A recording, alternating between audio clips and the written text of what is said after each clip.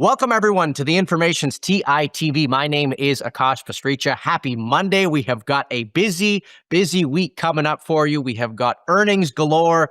Palantir is coming up tonight. Snap is tomorrow. Wednesday, we've got Airbnb, DoorDash, Uber, Shopify, Lyft.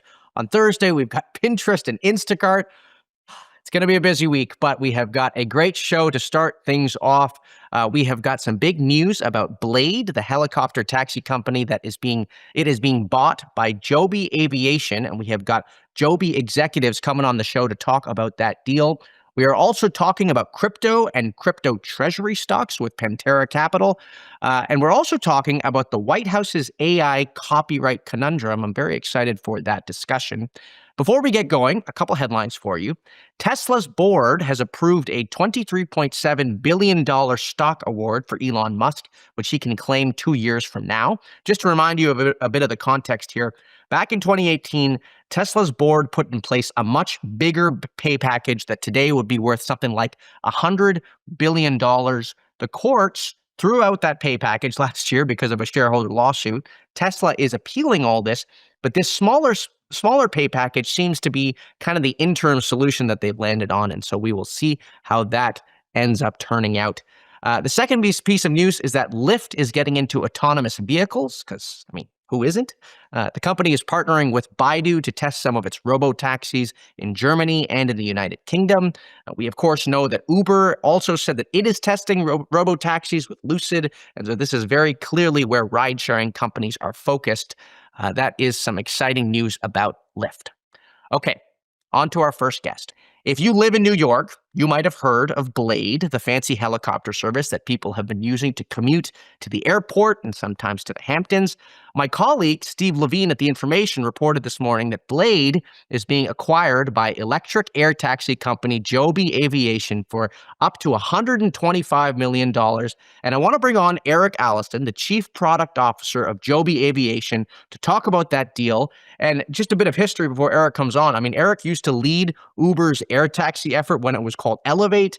Elevate was then sold to Joby Aviation back in 2020.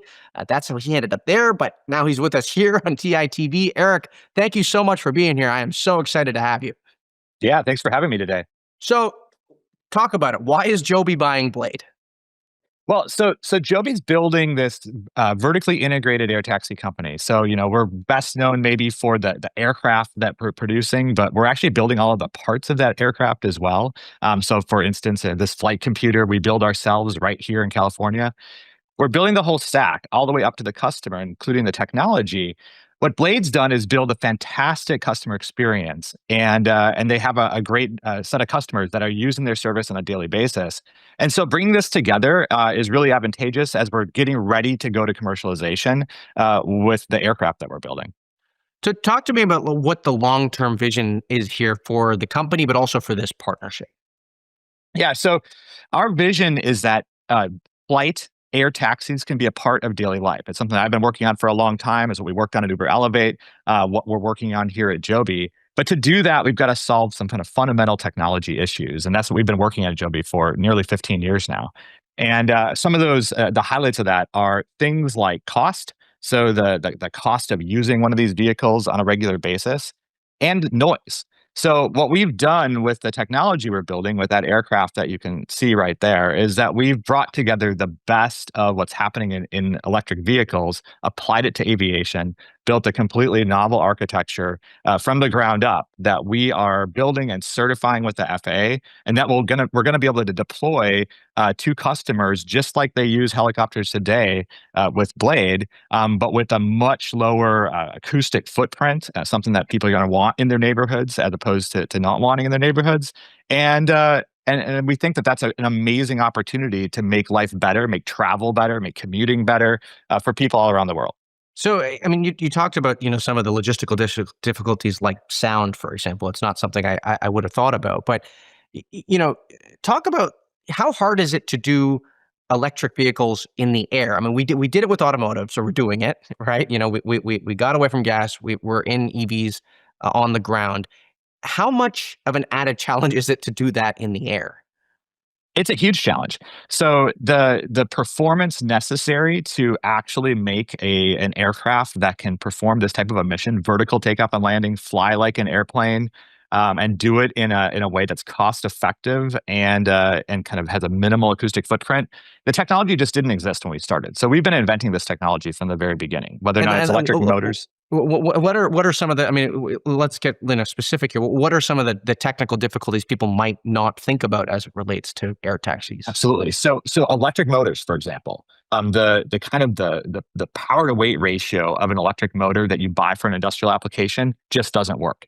So we've been inventing this from the very beginning. We're building these novel motors. They don't have any gears in them, for example. They just directly drive the propellers of the aircraft. So there's minimal moving parts. That's pretty hard for an aircraft compared to for a car. Hmm. So we've had to invent all this technology and then make it meet the safety standards that the FAA has. And that's this certification process that we're going through and working hand in hand with the FAA to bring this to market in a way that is something that people are going to want to get on and use on a daily basis. So Blade right now, I mean, they run all these flights here in New York City. You talked about the regulations from the FAA. I mean, is it a federal regulatory body that oversees all this? I mean, do you have to get sort of state specific or city specific permits? I mean, how does any of this work? Yeah, so it's actually regulated at every level. So I like to say that I think aviation is the most regulated industry, probably even more than pharmaceuticals, for example. So the aircraft themselves are regulated at the federal level. So that's the FAA, Right. and they're the ones that set the rules, the safety rules, and then they actually are working. It's a pre-market approval, and so they're working at signing off on everything as you go through the design process of these aircraft, and then the production process as well. But the state and local level actually permit the infrastructure, and so that's one of the really exciting things about this deal we're doing with Blade, where with their passenger business, they've developed some unique access to infrastructure in New York City, for example, on the West 30th, East 34th, with lounges, and that infrastructure is regulated at both the city and state level. And so we're going to be able to access that infrastructure as part of this partnership with Blade, this acquisition, and that's really exciting because it gives us a jump start to start operating and get those customers into our aircraft as soon as possible. And Blade has actually been trying to get into electric aircraft as well, right? That's right. That's right. Exactly. That it's a we see the arc of where this overall business is going, and I think it's really great to bring those two visions together and do it from the perspective of a really great customer experience that they've built. And I'm really excited that we'll be able to take our technology both at the vehicle level, but also the software level. So our vision has always been to build this full stack aviation company. We're going all the way to the customer. We've got a partnership with Uber. That was part of the deal that brought Elevate over to Joby 4 years ago, Right. as well as a partnership with Delta. And so we're building that technology, technology foundation, and we're going to weave that into the work that Blade's done. And I'm pretty excited about the possibilities. I want to ask you about who this service is ultimately meant for, because Blade is an interesting business. I mean, they've got this medical transport business, and then they've got this passenger business. And, I always thought of these types of air taxis as like a very luxury offering. Is this ever going to become accessible to, everyday, New Yorkers, or is it going to remain a pretty upscale offering for the next 5, 10 years? Yeah, I mean, our vision is everyday flight for everyone, right? That's what we're driving toward, and I think that this is, certainly right now that helicopters, the nature of the machines, are that they have a certain fixed cost to operate, and so you have to work within those economic parameters. But what we're doing, building the technology that we're building, is able to drive that down. So as we're able to introduce our aircraft into the system and start operating them, our vision is that we can start service with our aircraft, something like Uber Black pricing on a per seat basis, and then drive down toward Uber X pricing on a Right. per seat basis over time as we kind of exercise that technology, drive our utilization up, and this deal with Blade gives us a jump start to be able to do that even faster. Are you guys looking at autonomous aircraft at all? So we certainly think that is pretty interesting, and we actually acquired a company last year called Xwing that's doing some really interesting work in autonomy. But that's not where we're starting. So we're starting with a piloted aircraft, requires a commercial pilot. In fact, the FAA just published the final rule last year on how do you become a pilot for these type of aircraft. So that regulatory uncertainty was removed with that final rule. And so we think that's the right way to start. And then, the arc of this technology, autonomy, is something that's, like I said, it's really interesting. We have that team from X-Wing still working on that, and we're pretty excited about how that all comes together in the long run. But where we're starting is with the pilot and operating just in that same way that a commercial aircraft operates right now. I want to close out by talking a little bit about, we're talking about New York, we're talking about the US. I mean, this is a global challenge and that many teams around the world are trying to target. I mean, outside of the US, what locations, what countries should people be paying attention to as it relates to electric robo? What are we talking? Electric air robo taxi, electric air taxis. Electric air taxis, yes. So we actually have a number of deals and work that we've been doing in a number of different countries. So I'll just give you two examples. One of them is Dubai. So the UAE has been very forward leaning on this space for quite a while, and we actually announced a deal last year with Dubai where we're going to be the air taxi provider for Dubai. Hmm. And that's pretty exciting. And we actually have been working with the equivalent of the FAA called the GCAA in the UAE to be able to kind of accelerate the final approvals for our aircraft and potentially launch in Dubai before anywhere else. So that's pretty exciting. And then, of course, we've got an amazing partner, our largest outside shareholder, with Toyota, and we've been doing some great work in Japan, and that's a really exciting market as well. And I guess I'll add one more bonus. We announced a deal with Virgin Atlantic earlier this year, and we're pretty excited about the UK as a market. So I think there's so many places where this technology can benefit, but people want to be able to move faster, more Right. easily than they move today. So sky's the limit. And those countries, some of those countries are actually ahead of the U.S. in terms of sort of allowing some of these aircrafts to be up in the air. Well, the U.S. is the leader, is the premier certification agency in the world. So the FAA is kind Right. of sets the gold standard. The UAE is one where they are actually working on basically taking the work that the FAA is doing and then doing their own final approvals before the FAA approvals maybe are 100% complete and signed off on. And so that's one place where they're able to devote extra resources to do that, still holding to the same gold standard, but maybe accelerating the entry into service a little bit. Cool. Well, Eric, thanks for coming on the show. I appreciate it. It's not a deal that I thought we ever would have seen, so quickly here on TITV. But we want to thank you for coming on and talking about it. That is Eric Allison, the Chief Product Officer of Joby Aviation. Okay, crypto venture capital isn't what it used to be, but plenty of investors are still making big bets. Pantera Capital has been all around the sector, and its latest investment came on Friday. The company backed Sub-Zero Labs, which raised $20 million. Joining me now to discuss that deal is Paul Beredikit, managing partner of the firm. Paul, it's good to see you. Welcome to the show. Hey, great to see you again, Akash. It's been a while. It Glad to have has. me. Glad that you're having me. I think last time we spoke, I mean, it was when I was covering crypto 2022. It was a very different time. It's a very different time. I mean, we've recovered from the largest event that you could sort of imagine that could try to bring us down, but we're back and we're stronger than ever. Well, I'll tell you what, I want to get to, the hottest topic of the moment, which is crypto treasury stocks. But before we get there, I want to talk about this investment that you made on Friday, Sub-Zero Labs. What does this company do?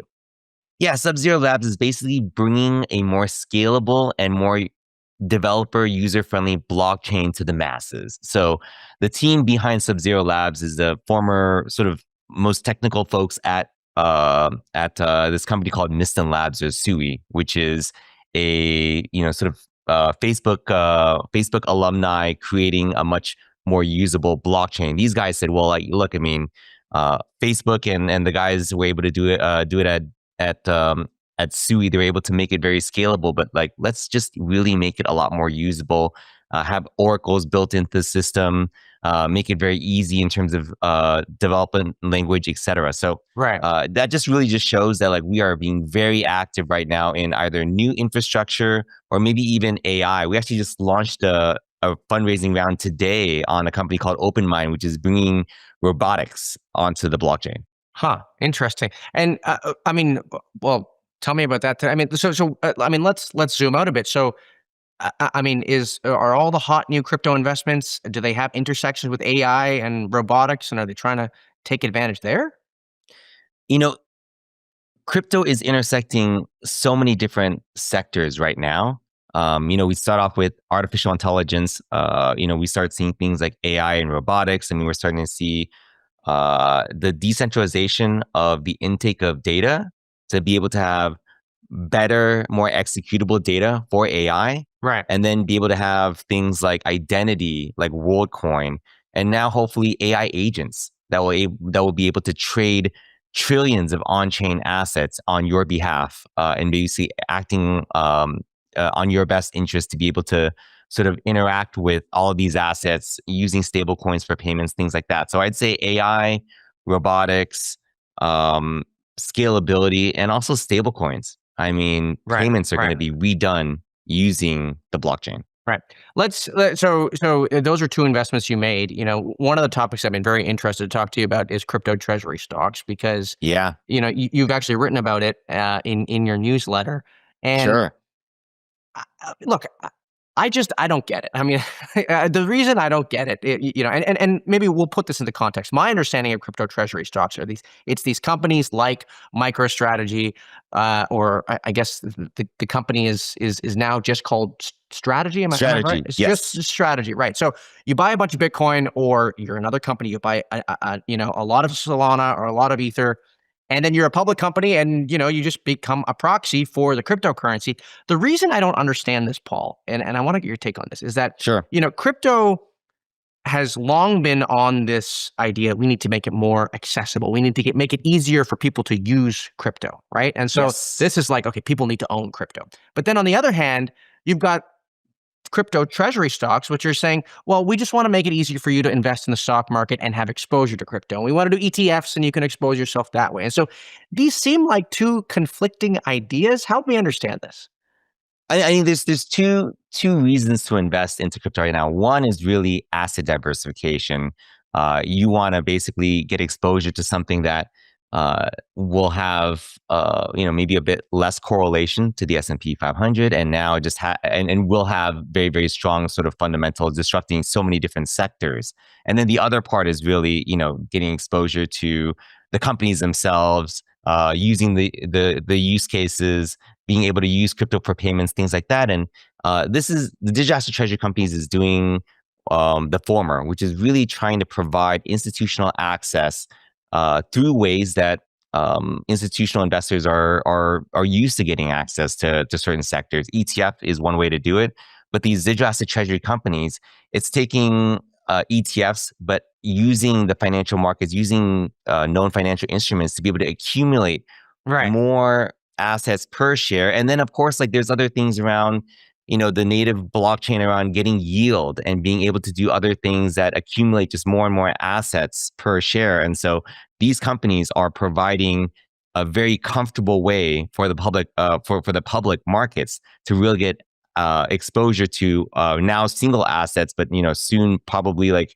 different types of indexes around crypto. But don't you see it as a little bit counterproductive if the end goal is to for people to use crypto, they have to own crypto to be able to use it.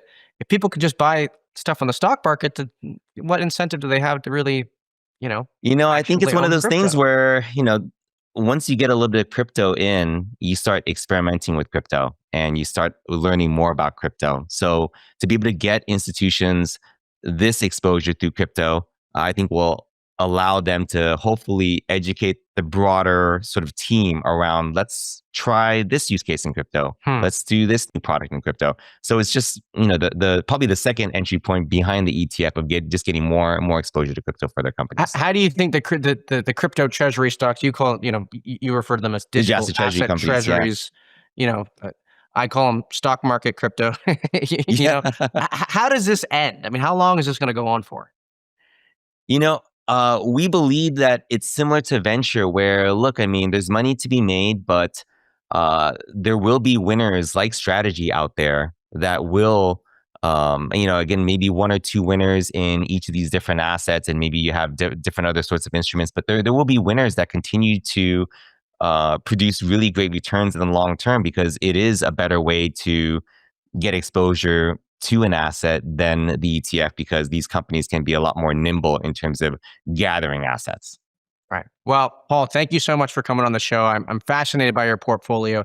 We talked about Sub-Zero Labs. We talked about the robotics play that you did today, and I'm looking forward to bringing you back on next time you have the AI agent blockchain play to discuss with us. That is Paul from Pantera Capital. Thank you so much for being here. Before we get to our next guest, I want to highlight for you a great story that we published on Friday about the challenges that OpenAI is facing with its GPT-5 release. The context here is that GPT-5 is coming, and according to our reporting, there are going to be some real improvements, especially around math and coding. But the caveat here is that the margin of improvement for this model won't be as significant compared to other models that we've seen. And it kind of gets to this idea around, is there a plateau to how good this technology can be? Another hurdle that OpenAI is facing is that some of the researchers that have left for Meta, they were closely involved with GPT-5, and so that is a hurdle that they are trying to overcome. I will link that story in our show notes. Again, that is our in-depth feature on the challenges that are going on with the release of GPT-5. Okay, for our final guest. Washington, D.C. has been making waves with its AI action plan, but my colleague Sylvia Varnum O'Regan published a story this morning talking about how the White House has had some mixed messaging on AI copyright. Sylvia, welcome to the show. Thanks for being here. You are in New York City today. Thanks, Akash. Great to be here. It's great to have you. So look, let's talk copyright. I mean, how did you land on this story? Yeah, so as you mentioned, the Trump administration released its AI action plan in July. I came on the show that day to talk about it. And later in the day, Trump gave a speech as part of this release to a group of people, including many in Silicon Valley. And this speech got my attention and got a lot of people's attention because in it, he weighed into this very contentious debate in the industry around AI copyright. So a lot of people were their ears perked up when he talked about this because he essentially said that he basically kind of came down on the side of the companies in this debate. And just to step back very briefly, this debate is between the musicians, artists, book publishers, and news publishers who create content that AI companies then use to train their models. And there are many, many lawsuits about this and whether it amounts to copyright infringement or whether it amounts to fair use, which is essentially a legal doctrine that says in some situations you can use copyrighted material without the permission of the rights holders. Right. So Trump basically made these comments where he said, you can't be expected to have a successful AI program if you have to pay for every article, every book, and so on. And so that essentially aligned with the company's position. Now, what I thought was interesting about this was the fact that there was no mention of copyright in the AI action plan. And so I decided to do some reporting to try to find out, well, why was that? And what I learned was that essentially the group behind the action plan, and there were a lot of agencies involved, had considered including something on copyright, which would have been quite significant. But it was difficult, they found, to really land on any one policy recommendation because the law here is quite established. And then, as I mentioned, there are a lot of cases or disputes going through the courts. Right. So it was omitted in part because of that. I also learned that there was a lot of behind-the-scenes conversations and sort of lobbying from the music industry, from the film industry, from the news industry, who had already engaged with the government about the plan, but they actually got wind that copyright was going to be mentioned. And so they really said in these meetings and these conversations, we really think that you should leave this to the courts. That was their position. Right. So, I mean, tell me a little bit about, the impact of all these lawsuits right now. I think you said there's something like, a few dozen lawsuits that publishers have filed. What's at stake for these AI companies? Yeah, it's a great question. I mean, there are more than 40 lawsuits. Some of them are very high profile, and you see them in the news a lot. For example, the New York Times case against OpenAI. I think that, copyright sounds a little bit wonky, but this is actually a very fundamental issue for the AI industry. These decisions are being closely watched, and they could really have a big impact on the direction of the industry. And there's so much at stake, right? Not just for the AI companies, but for the publishers, for the content creators as well, for all these different industries who are really battling over who who should have to pay here, you know? So for the AI companies, there is a lot at stake in terms of dollars and cents because we're seeing some decisions come through in these court cases. And remember, court cases, take a long time. But some decisions have come through in favor of the AI companies and said, yeah, this amounts to fair use. But we did see recently a judge in July say that a group of book authors could proceed with a class action against Anthropic. Right. And depending on how that goes, that could amount to billions of dollars in penalties. So there's certainly a lot on the line here. So, from what I'm understanding from you is that, you've had these lawsuits, but really it's, no one seems to have the upper hand here. It seems to be like, on a case by case basis right now. Right. Well, I think that would sort of depend on who you talk to, and people have very strong opinions in all this. But yeah, exactly. These cases are going through the courts, so we don't really have a definitive body that can say one way or the other Right. where it's all headed. I think that's true. I do think that there is often in these instances debates about resource imbalance. You have groups of book authors going up against multi-billion-dollar companies. But it will be interesting to see where all these various cases land and whether they result in settlements or whether we see AI companies doing more licensing deals, because a lot of AI companies, or a lot of publishers, I should say, have done deals with AI companies to license content Right. in exchange for some type of payment. So that's another thing that we're seeing more of. Give us sort of, your view on sort of the next few months. What are you watching for in terms of developments here? Are you waiting for some of these lawsuits to shake out? Are you waiting to see if more lawsuits are filed? Should we be watching the White House for more clarity on their stance here? What are you looking for? Yeah, well, I'm very invested in all this now. I think it's fascinating, and this reporting has really, I've learned a lot in the process. I definitely am watching the lawsuits. Look, the OpenAI New York Times case is going to deposition phase. There are a lot of interesting cases cooking. I'm also watching for whether the administration does anything more to kind of reinforce its position here, because if what Trump said in his speech is the administration's position, granted, it wasn't in the AI action plan, but if it is there any plans to do more to emphasize that? One lawyer I spoke to for the story said that the administration, for example, does have the option of filing an amicus brief in one of these lawsuits, which is essentially the government saying, this is our position on what the outcome could be. That wouldn't be legally binding, but it might be persuasive to a judge. And so I do think there's a question of, will we see any of that? But there is also this kind of central tension that the story gets at as well, which is, and the lawyer I mentioned kind of spoke to this, which is that it's hard to kind of just create a blanket rule around this, because these cases are so specific and they do need to be evaluated on a kind of case by case basis. And lastly, I'll just say I'm very curious to keep watching the dynamics of kind of lobbying here. And I think this action plan, these comments, they were celebrated by the AI industry and seen as a win. So you could say that the AI industry is having a growing influence around shaping AI policy. But not long before that, the industry backed an effort to try to have state regulation of AI banned for a decade. And that was killed by the Senate in a vote of 99-1. So I think those power dynamics and who's exercising influence and who's shaping policy is something that I'm really interested in as a reporter and, really want to keep following.